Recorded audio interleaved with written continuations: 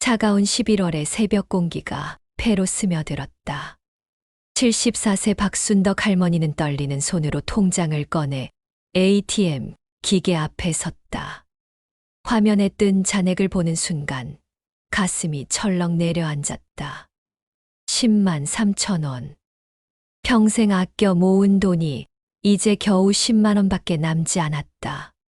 지난달 치료비로 나간 돈이 150만 원, 월세 50만 원의 생활비까지. 국민연금 70만 원으로는 한 달 살기가 빠듯했다. 할머니는 기계 앞에서 한참을 서 있었다. 손자 민호의 대학 등록금이 아직 300만 원이 부족했다.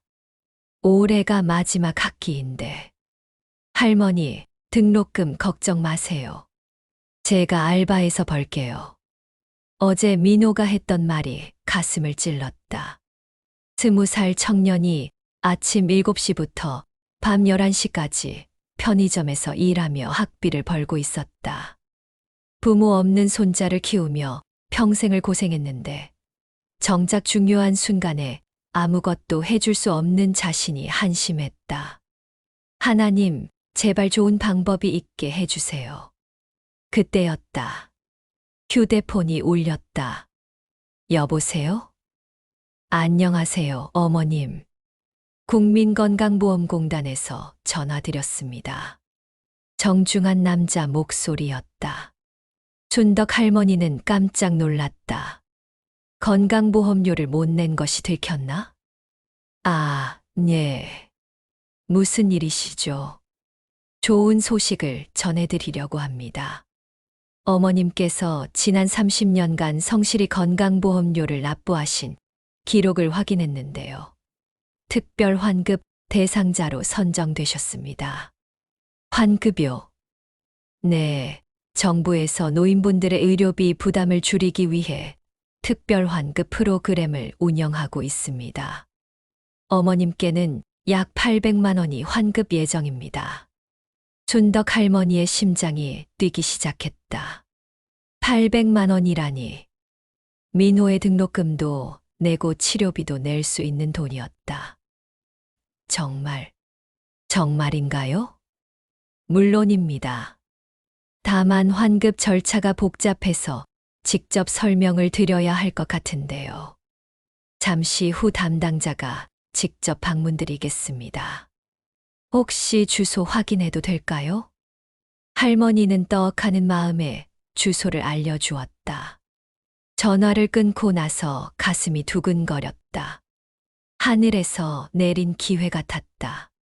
1시간 후 정장을 깔끔하게 입은 30대 남성이 찾아왔다. 박순덕 어머님이시죠?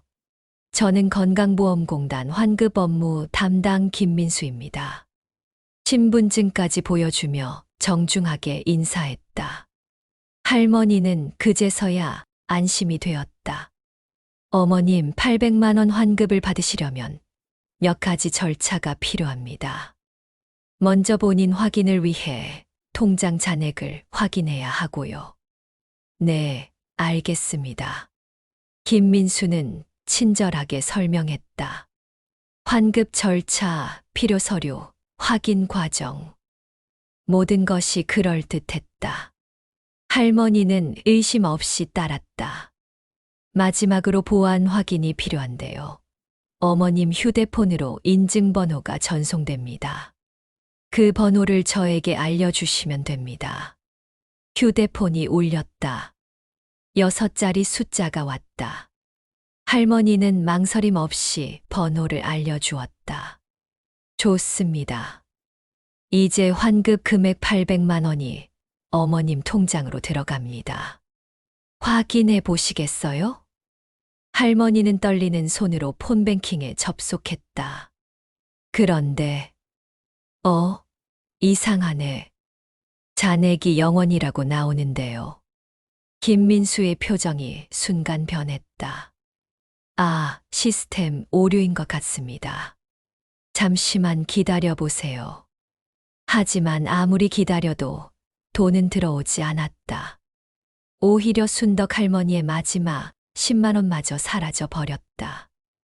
이게 어떻게 된 일이죠? 제 돈이 다 어디 갔어요?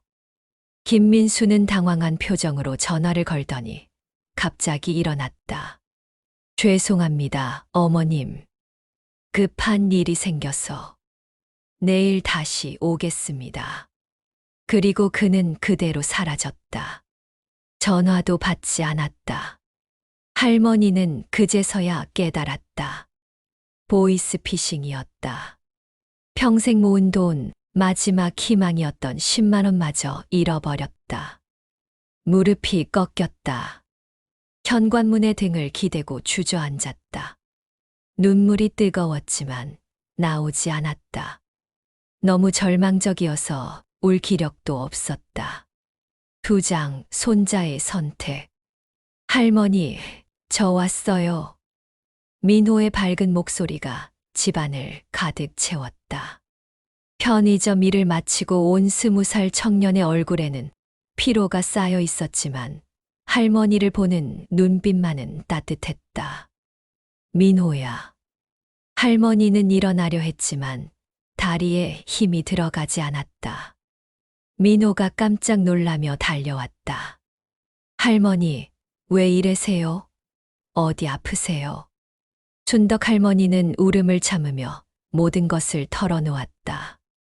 보이스피싱 당한 이야기, 마지막 돈까지 잃어버린 이야기, 이제 정말 아무것도 해줄 수 없게 된 이야기를. 민호의 얼굴이 점점 굳어졌다. 할머니, 괜찮아요. 제가 뭔가 방법을 찾아볼게요. 무슨 방법이 있겠니? 나 같은 늙은이가 세상 물정도 모르고. 그런 말씀 마세요. 할머니는 평생 저만 바라보고 사셨잖아요. 이제 제가 할머니를 지킬 차례예요. 민호는 할머니를 침대에 눕히고 따뜻한 차를 끓여주었다. 그리고 조용히 방으로 들어가 휴대폰을 꺼냈다. 그의 연락처에는 급전대출, 무직자 대출 같은 업체들의 번호가 여러 개 저장되어 있었다. 지난 몇 달간 알바비만으로는 생활이 힘들어 알아본 곳들이었다. 첫 번째 번호로 전화를 걸었다. 안녕하세요. 대출 문의하고 싶은데요. 네, 얼마나 필요하세요? 300만 원 정도요. 대학 등록금이랑 생활비 때문에. 신용 등급이 어떻게 되세요? 민호는 망설였다. 그의 신용 등급은 8등급이었다. 카드 값을 몇 번 연체한 적이 있었다. 8등급입니다. 아, 그럼 일반 대출은 어려우실 것 같고요. 특별 상품이 있긴 한데 이자가 좀 높습니다. 얼마나 높은데요? 월 15%입니다. 15%. 300만 원을 빌리면 매달 이자만 45만 원이었다. 편의점 알바로 버는 돈이 한 달에 120만 원 정도인데 이자만 내기도 버거웠다. 하지만 다른 선택이 없었다. 알겠습니다. 신청할게요. 민호는 여러 업체에서 돈을 빌렸다. 300만 원 여기서, 200만 원 저기서. 총 800만 원을 빌렸다. 할머니의 치료비와 생활비, 그리고 자신의 등록금을 마련하기 위해서였다. 대출업체들은 친절했다. 서류도 간단했고 당일에 바로 돈을 주었다. 하지만 이자는 상상을 초월했다. 월 이자만 총 130만 원이었다. 며칠 후 민호는 할머니에게 조심스럽게 말했다. 할머니, 제가 돈 마련했어요. 어떻게, 어디서 그런 돈을? 친구들이 도와줬어요. 걱정 마세요. 할머니는 눈치챘다. 민호의 눈가에 있는 걱정 어린 표정을, 밤마다 전화 받는 소리를, 점점 깊어가는 다크서클을. 하지만 묻지 않았다.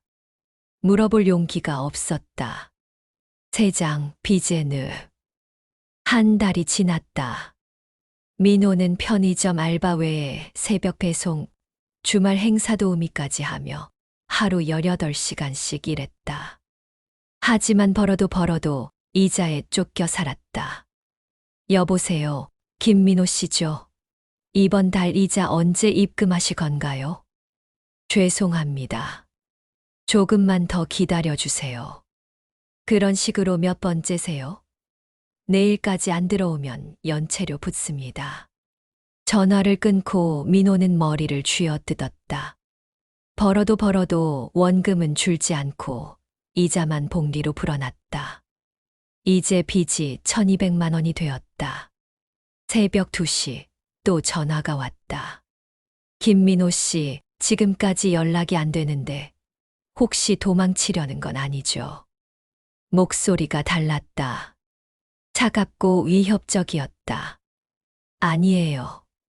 정말 열심히 갚고 있어요. 그래요? 그럼 담보 좀 잡죠. 할머니 집 등기부등본 가져오세요. 민호의 피가 말랐다. 할머니는 상관없잖아요. 빚은 네가 졌지만 담보는 필요해. 내일까지 서류 안 가져오면 할머니한테 직접 가야겠네. 전화가 끊어졌다. 민호는 벽에 주먹을 내리쳤다. 너무 무모했다. 할머니를 위한다며 시작한 일이 오히려 할머니를 위험에 빠뜨리고 있었다. 다음 날 아침 할머니가 조심스럽게 물었다. 민호야, 어젯밤에 누가 전화했니? 아니에요, 친구예요. 혹시 너 때문에 내가 집을 잃게 되는 건 아니지? 민호는 깜짝 놀랐다. 할머니는 다 알고 있었던 것이다. 할머니, 솔직히 말해줘. 할머니도 알 권리가 있어. 민호는 더 이상 숨길 수 없었다. 모든 것을 털어놓았다. 800만 원 대출, 1200만 원으로 불어난 빚, 집을 담보로 잡겠다는 협박까지. 순덕 할머니는 조용히 들었다. 화내지도 울지도 않았다.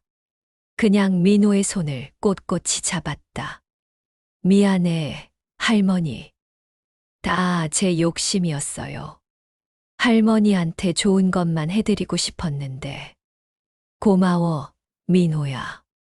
나 같은 할머니를 위해 그렇게까지 생각해줘서. 하지만 현실은 냉혹했다. 이자는 계속 불어났고 대출업체들의 압박은 점점 심해졌다.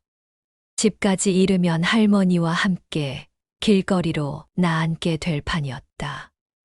내장 위기의 순간. 할머니, 안 계세요? 현관문을 두드리는 소리에 순덕 할머니는 깜짝 놀라 일어났다. 민호는 아직 일하러 나가지 않은 시간이었다. 누구세요? 아, 할머니. 민호 친구 박철수입니다. 민호한테 부탁받아서 왔어요. 할머니는 문을 열었다. 30대로 보이는 남자가 정중하게 인사했다. 민호가 할머니께 드리라고 했어요. 그는 봉투를 내밀었다. 안에는 현금 500만 원이 들어 있었다. 이게 뭔가요? 민호가 복권에 당첨됐어요. 할머니 치료비랑 생활비 쓰시라고요.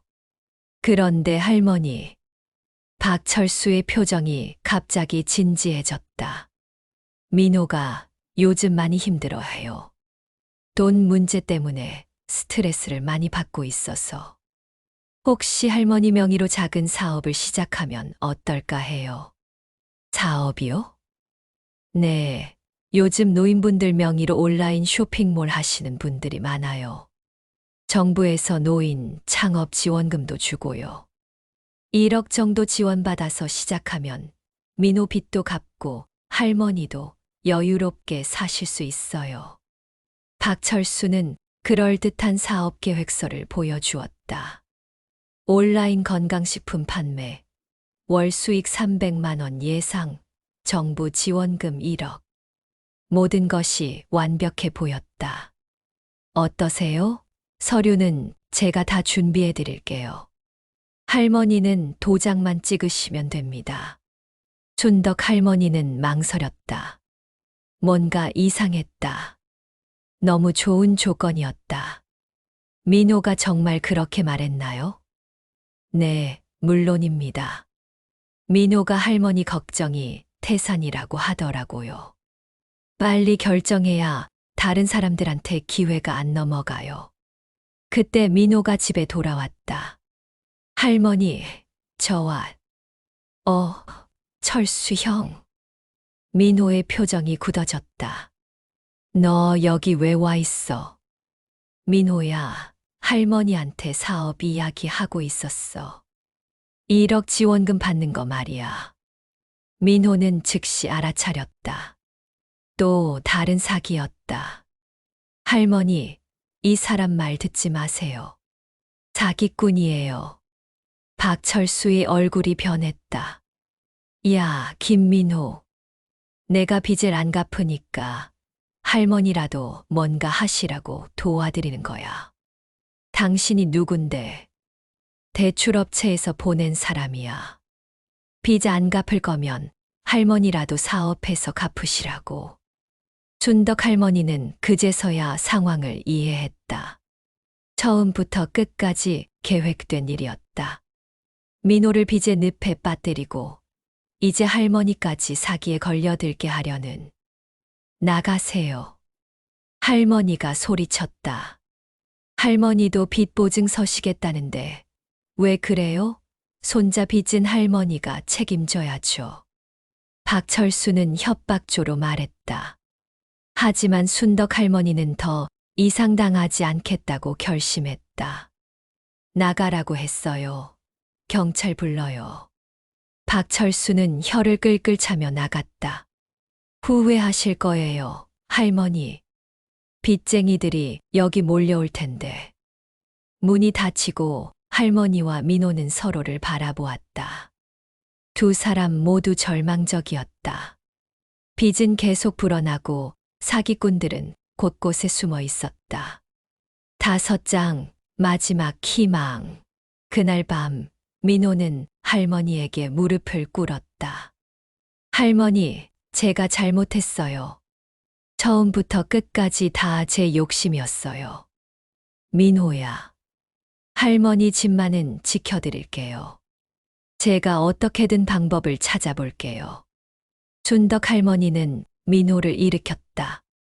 우리 함께 이겨내자. 할머니도 이제 속지 않을 거야. 다음 날 아침 할머니는 결심했다. 경찰서에 신고하기로 했다. 보이스피싱도 불법 대출업체도 모두 신고할 것이다. 아줌마, 보이스피싱 신고하러 왔어요. 경찰서 민원실에서 젊은 경찰관이 친절하게 응답했다. 언제, 어떻게 당하셨나요? 춘덕 할머니는 자세히 설명했다. 김민수라는 가짜 이름의 사기꾼, 건강보험공단 사칭 사라진 10만 원. 증거가 있나요? 통화 녹음이나 문자 같은? 없어요. 그냥 믿고 따랐거든요. 경찰관의 표정이 어두워졌다. 아줌마, 솔직히 말씀드리면 어려울 것 같아요. 금액도 작고 증거도 없고. 보이스피싱은 대부분 해외에서 이뤄져서 범인 검거가 거의 불가능해요. 할머니는 낙담했다. 하지만 포기하지 않았다. 그럼 손자가 당한 불법 대출은요? 그것도 서류상으로는 합법적인 대출로 되어 있을 거예요. 이자가 높아도 대출자가 동의했다면 처벌하기 어려워요. 춘덕 할머니는 무력감에 빠졌다. 법도 경찰도 그들을 지켜주지 않았다. 경찰서를 나오는 길에 한 남자가 다가왔다. 할머니, 혹시 보이스피싱 당하셨어요? 40대쯤 되어 보이는 정장 입은 남자였다. 누구세요? 저는 금융감독원 특별수사팀 박정우 팀장입니다. 최근 노인 대상 보이스피싱 사건을 수사하고 있어요. 그는 신분증을 보여주었다. 진짜 금융감독원 직원이었다. 할머니께서 당하신 사건과 유사한 사례를 추적하고 있습니다. 혹시 저와 함께 커피 한잔 하며 이야기해 주시겠어요? 순덕 할머니는 망설였다. 또 사기일까? 신뢰가 안 가시죠? 당연합니다. 지금 바로 금융감독원에 전화해서 저를 확인해 보세요. 할머니는 114에 전화해서 금융감독원 번호를 물어보고 직접 확인했다. 박정우는 정말 금융감독원 직원이었다. 카페에서 박정우는 자세히 설명해 주었다. 할머니께서 당하신 건 최근 들어 급증하고 있는 새로운 수법입니다. 먼저 노인분들을 보이스피싱으로 재산을 날리게 한 다음 그 가족들을 타겟으로 불법 대출을 유도해요. 그리고 마지막에는 부동산까지 빼앗으려고 합니다. 그럼 우리만 당한 게 아니군요. 네, 이미 수백 명이 당했어요. 그런데 할머니, 좋은 소식이 있어요. 박정우는 서류를 꺼냈다. 저희가 그 조직을 거의 다 검거했어요. 그리고 피해금 회수에도 성공했습니다. 총 12억 원을 회수했는데 피해자분들에게 배분할 예정이에요. 순덕 할머니의 눈이 커졌다. 12억 원이요? 네, 할머니께서 잃어버리신 10만 원은 물론이고 손자분이 당한 불법 대출 관련 피해도 보상받을 수 있습니다. 대략 800만 원 정도 받으실 수 있을 것 같아요. 할머니는 믿기지 않았다. 정말일까? 단, 보상금을 받으시려면 몇 가지 절차가 있어요. 피해 신고서 작성, 통장 사본 제출, 그리고 보상금 지급을 위한 계좌, 이체 수수료 50만 원을 미리 입금해 주셔야 해요. 순덕 할머니는 멈칫했다. 또 돈을 달라고? 이번에도 사기인가? 왜 수수료를 미리 내야 하나요? 정부 회계 규정 때문에 그래요. 피해 보상금은 특별 계정에서 나가는데 수수료를 선납하셔야 처리가 가능해요. 나중에 보상금과 함께 수수료도 반환해 드립니다. 그럴듯한 설명이었다. 하지만 순덕 할머니는 이번에는 조심스러웠다. 다른 피해자분들은 어떻게 하셨나요? 다들 수수료 내고 보상금 받으셨어요. 할머니만 아직 안 받으신 상황이에요. 박정우는 휴대폰을 꺼내 다른 피해자들의 입금 내역을 보여주었다. 정말로 800만 원, 1000만 원씩 입금된 내역들이 있었다. 하지만 순덕 할머니는 더 이상 쉽게 믿지 않았다. 한 번 당한 경험이 그녀를 조심스럽게 만들었다. 죄송하지만 집에 가서 손자와 상의해보고 결정할게요. 할머니, 내일까지만 신청받아요. 놓치시면 다시는 기회가 없어요. 그럴듯한 압박이었지만 할머니는 흔들리지 않았다. 그래도 상의해봐야겠어요. 6장 진실을 찾아서. 집에 돌아온 순덕 할머니는 민호에게 모든 것을 말했다. 할머니, 그것도 사기예요. 정말? 네, 정부가 보상금을 줄 때 수수료를 미리 받지 않아요. 그리고 금융감독원 직원이 길거리에서 할머니를 기다리고 있을 리도 없고요.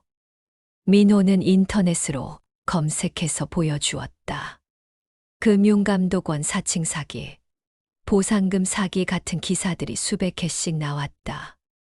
또 당할 뻔했네. 할머니는 한숨을 쉬었다. 세상이 온통 사기꾼, 천지인 것 같았다. 할머니, 이제 정말 우리끼리 해결해야겠어요. 그날 밤, 민호는 모든 대출업체에 전화했다. 원금만 갚을 테니까 분할로 갚게 해주세요. 하지만 업체들의 답변은 냉정했다. 이미 계약서에 서명했잖아. 이자도 다 내야 해.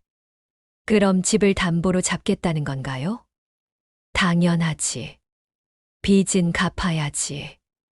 민호는 절망했다. 아무리 일해도 이자를 따라갈 수 없었다. 이대로 가면 정말 집을 잃게 될 것 같았다. 그때 할머니가 조용히 말했다. 민호야, 할머니가 해결책을 찾았어. 무슨 해결책이요? 집을 파는 거야. 민호는 깜짝 놀랐다. 집을요? 그럼 우리 어디서 살아요? 작은 전세방이라도 구해서.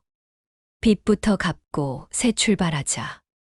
순덕 할머니가 살던 집은 30년 전에 산 낡은 주택이었다. 하지만 서울 외곽이어도 땅값이 많이 올라서 3억 원 정도는 받을 수 있을 것 같았다.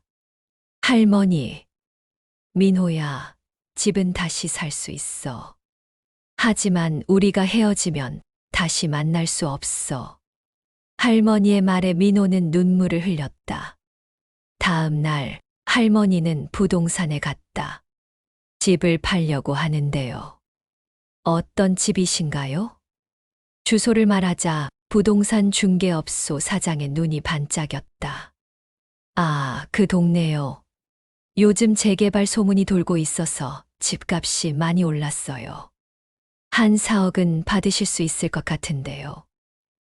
4억. 생각보다 많았다. 빚 1200만 원을 갚고도 2억 8천만 원이 남았다. 정말인가요? 네, 확실해요. 근데 할머니, 급하게 파시는 건가요? 네, 좀 급해요.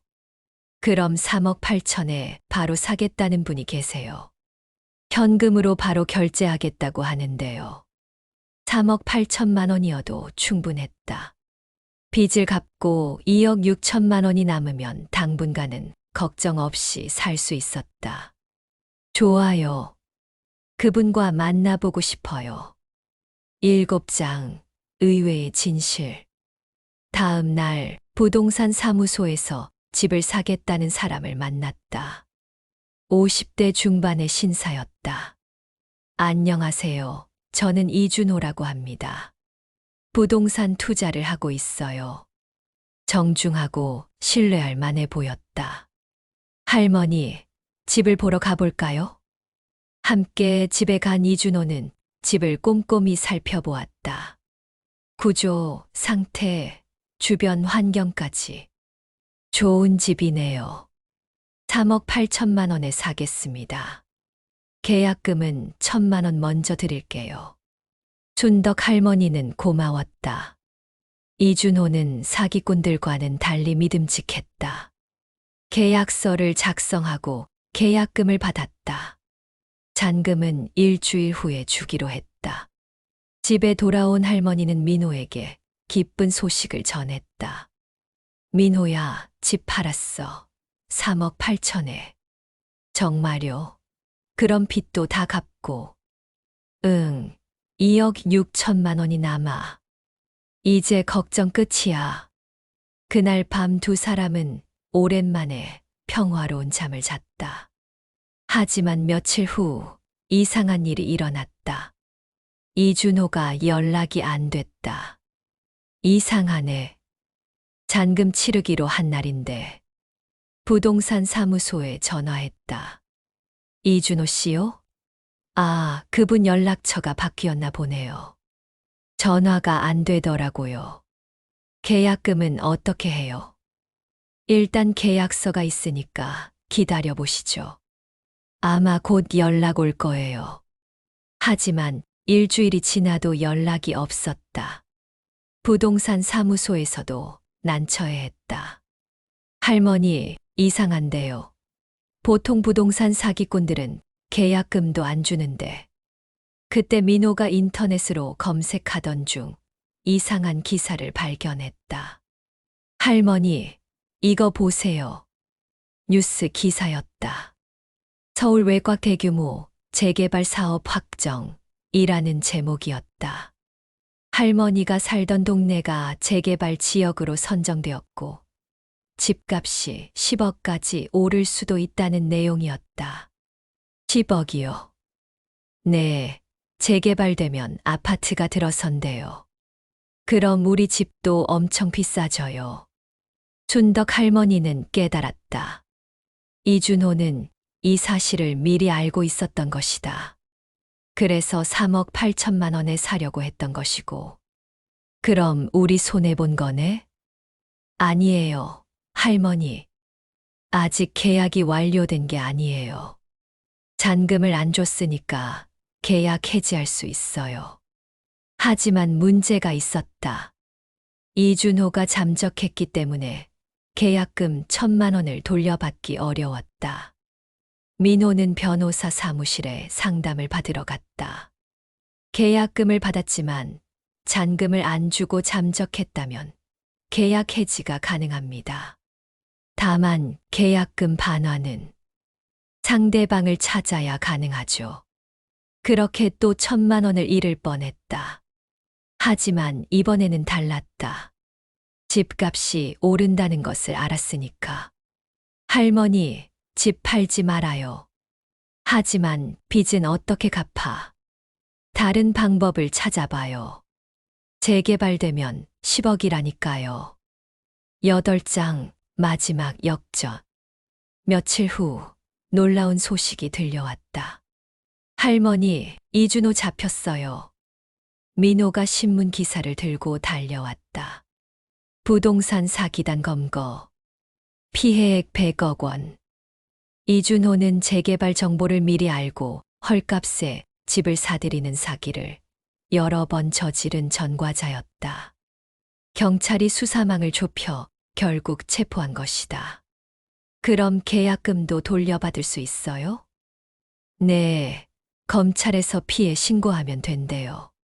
하지만 더 큰 문제는 빚이었다. 대출업체들의 압박이 점점 심해지고 있었다. 김민호, 이제 참을 만큼 참았어. 내일까지 원금이라도 갚지 않으면 할머니 집 경매 넣는다. 위협적인 전화가 매일 왔다. 그런데 그날 저녁 뜻밖의 방문객이 찾아왔다. 박순덕 할머니 댁 맞나요? 정장 차림의 젊은 여성이었다. 네, 그런데 누구시죠? 저는 시민권익위원회 김소영 조사관입니다. 할머니께서 당하신 보이스피싱 사건 관련해서 왔어요. 김소영은 신분증을 보여주었다. 진짜 정부 기관 직원이었다. 최근 저희가 대규모 보이스피싱 조직을 검거했는데요. 할머니께서 피해자 명단에 있어서 찾아왔어요. 그런데 저는 10만 원밖에 안 당했는데. 아니에요, 할머니. 그 조직이 할머니 손자를 대상으로 불법 대출 사기도 저질렀어요. 처음에 보이스피싱으로 할머니를 공격한 뒤 손자를 불법 대출에 빠뜨리는 수법이에요. 민호와 할머니는 놀랐다. 그럼 민호가 빌린 돈도 사기라는 뜻인가요? 네, 불법 금리로 대출해준 것도 사기고 협박한 것도 불법이에요. 저희가 수사한 결과 그들이 받을 수 있는 합법적인 이자는 연 20% 이하예요. 그런데 연 180%를 받았으니 명백한 불법이죠. 김소영은 자세히 설명해 주었다. 민호가 빌린 800만 원의 합법적 이자는 월 13만 원 정도였다. 그런데 130만 원씩 받았으니 10배나 많이 받은 것이다. 그럼 우리가 갚을 필요가 없다는 건가요? 원금은 갚으셔야 하지만 불법 이자는 전혀 갚을 필요 없어요. 오히려 이미 낸 돈 중에서 불법 이자 부분은 돌려받을 수 있어요. 계산해보니 놀라웠다. 민호가 지금까지 낸 이자 500만 원 중에서 400만 원은 불법이었다. 즉, 400만 원을 돌려받을 수 있었다. 그리고 더 좋은 소식이 있어요. 김소영이 서류를 꺼냈다. 그 조직에서 압수한 범죄 수익금을 피해자들에게 배분하는데 할머니 몫으로 2억 원이 배정됐어요. 2억 원이요? 네, 그들이 수백 명을 속여서 모은 돈이 총 50억 원인데 피해 규모에 따라 배분하는 거예요. 할머니는 보이스피싱과 불법 대출 피해를 모두 당하셔서 배분액이 큰 편이에요. 준덕 할머니와 민호는 믿기지 않았다. 2억 원이라니. 정말인가요? 네, 확실해요. 다만 배분금을 받으시려면 정식 절차가 있어요. 피해 신고서 작성하시고 법원에서 배분 결정이 나면 받으실 수 있어요. 김소영은 진짜 정부 기관 직원다웠다. 수수료를 달라거나 서두르라고 재촉하지 않았다.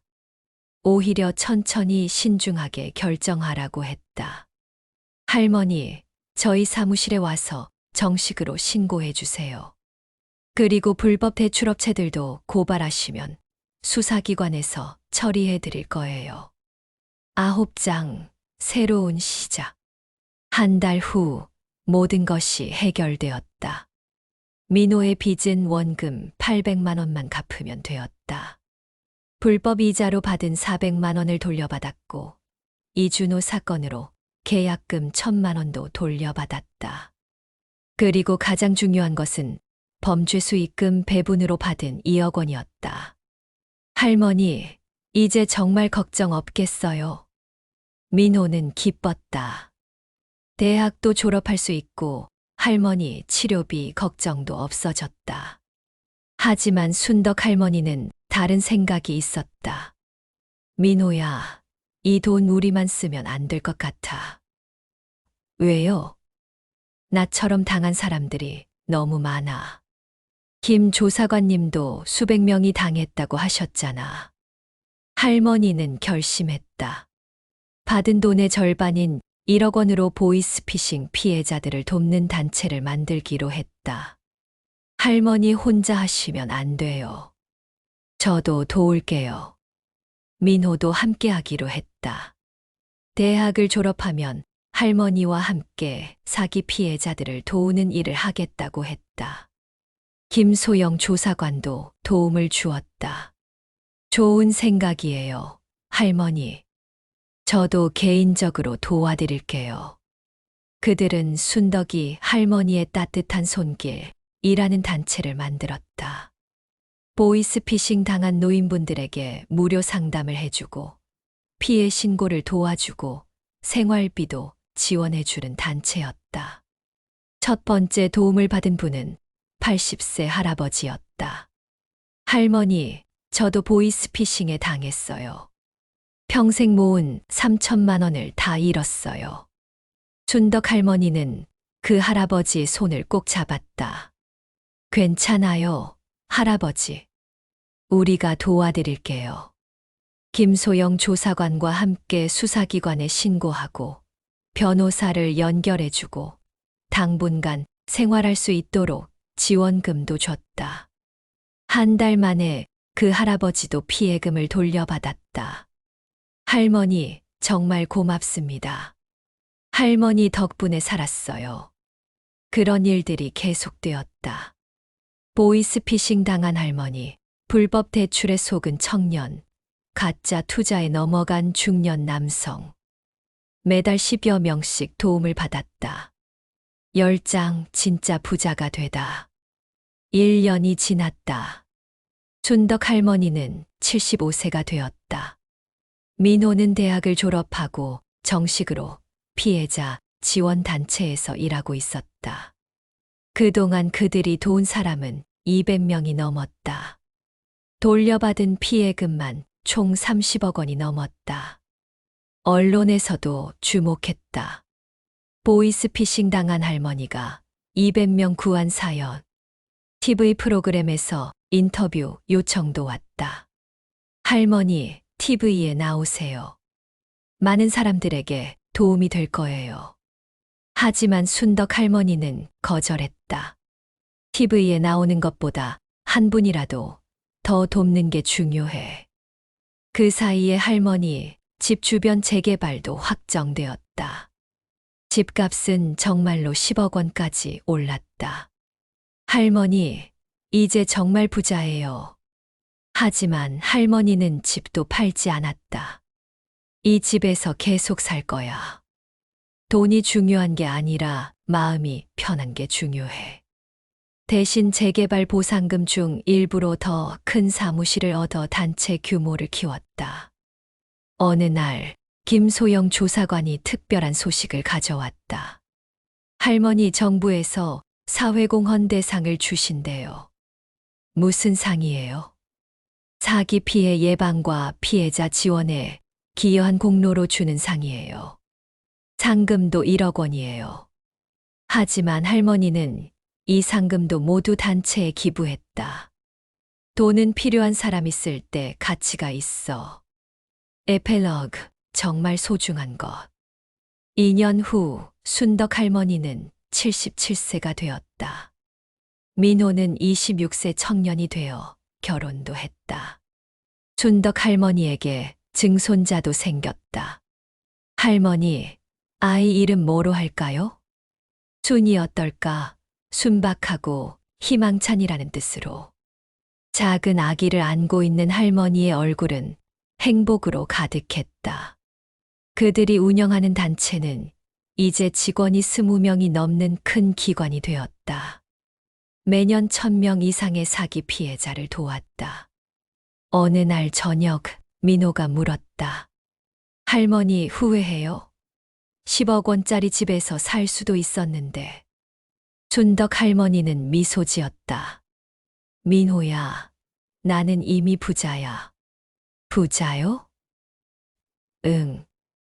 너라는 손자가 있고 순이라는 증손녀가 있고 우리를 도와주는 좋은 사람들이 있고 이것보다 더 큰 재산이 어디 있겠어. 그날 밤 할머니는 일기장에 썼다. 보이스피싱에 당해 10만 원을 잃었을 때는 세상이 끝난 줄 알았다.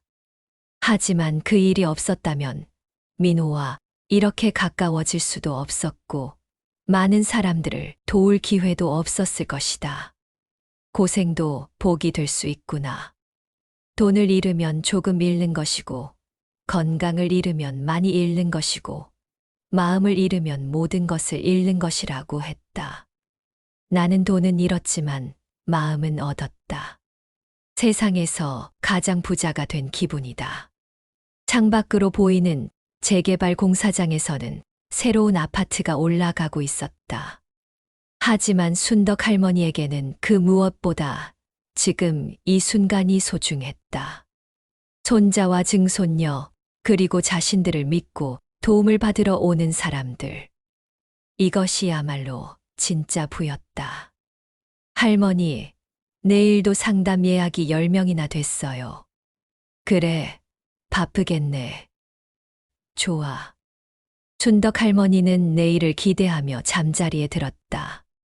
누군가를 도울 수 있다는 것, 그것만큼 행복한 일은 없었다. 세상에는 아직도 사기꾼들이 많았다. 하지만 그들을 막아설 수 있는 사람들도 있었다. 한 번 당했기 때문에 다른 사람은 당하지 않게 도와줄 수 있는 사람들이.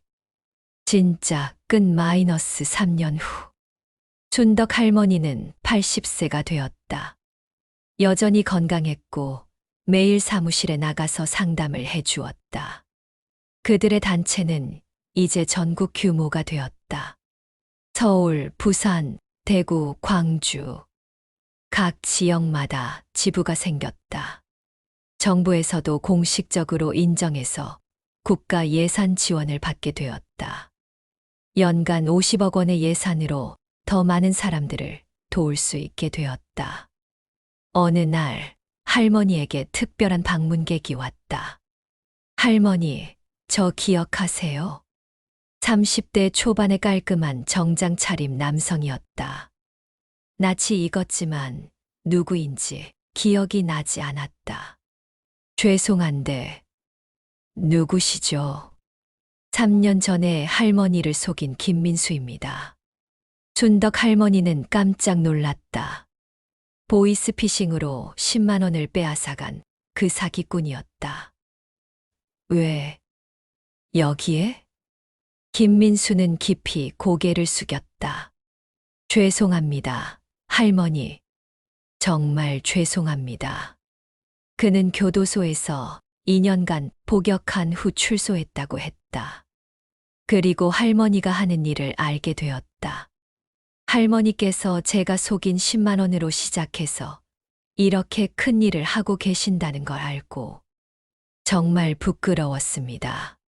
김민수는 봉투를 내밀었다. 제가 출소한 후 공장에서 일하며 모은 돈입니다. 100만 원이에요. 할머니한테서 빼앗은 10만 원에 대한 이자라고 생각해 주세요. 춘덕 할머니는 그 돈을 받지 않았다.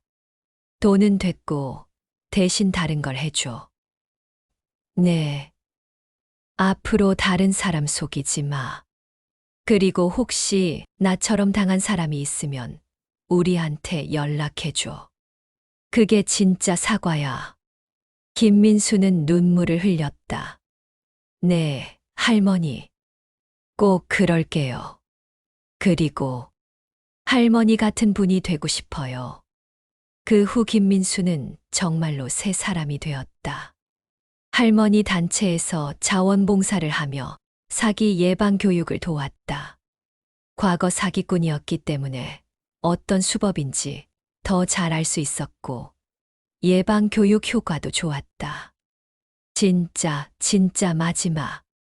춘덕 할머니는 85세가 되었다. 이제는 직접 상담하기보다는 후배들을 가르치고 지도하는 일을 했다. 민호도 35세가 되어 단체의 대표가 되었다. 순이는 10살이 되어 초등학교에 다니고 있었다. 할머니, 저도 나중에 할머니 같은 일 할래요. 순이의 말에 할머니는 활짝 웃었다. 그래, 우리 순이가 또 좋은 일 하면 좋겠네. 그들이 지금까지 도운 사람은 5만 명이 넘었다. 돌려받은 피해금은 총 500억 원이 넘었다. 그 중 상당 부분이 할머니의 작은 용기에서 시작되었다. 세상에는 여전히 나쁜 사람들이 있었다. 하지만 더 많은 좋은 사람들이 있었다. 그리고 한 번 넘어져도 다시 일어날 수 있는 힘이 있었다. 춘덕 할머니는 매일 감사했다. 10만 원을 잃은 그날이 오히려 축복이었다고 생각했다. 그 일이 없었다면 이렇게 많은 사람들과 만날 수 없었을 테니까. 돈이 전부가 아니야. 사람이 전부야. 할머니가 늘 하는 말이었다. 그리고 정말로 그랬다. 가장 소중한 것은 돈이 아니라 사람이었고, 가장 큰 기쁨은 받는 것이 아니라 주는 것이었다. 춘덕 할머니는 세상에서 가장 부자가 되었다. 돈은 많지 않았지만 마음이 가장 풍족한 부자가. 진짜 부자는 많이 가진 사람이 아니라 많이 나눠준 사람이다. 박순덕 할머니의 일기장에서